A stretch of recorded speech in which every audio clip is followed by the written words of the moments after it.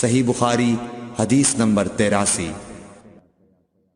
حجۃ الوداع میں رسول اللہ صلی اللہ علیہ وسلم لوگوں کے مسائل دریافت کرنے کی وجہ سے منا میں ٹھہر گئے تو ایک شخص آیا اور اس نے کہا کہ میں نے بے خبری میں ذبح کرنے سے پہلے سر منڈا لیا۔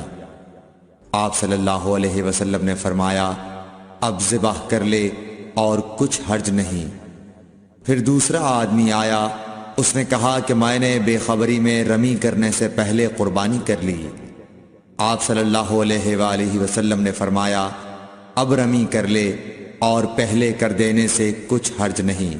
ابن عمرو کہتے ہیں اس دن آپ صلی اللہ علیہ وسلم سے جس چیز کا بھی سوال ہوا جو کسی نے آگے اور پیچھے کر لی تھی تو آپ صلی اللہ علیہ وسلم نے یہی فرمایا کہ اب کر لے اور کچھ حرج نہیں۔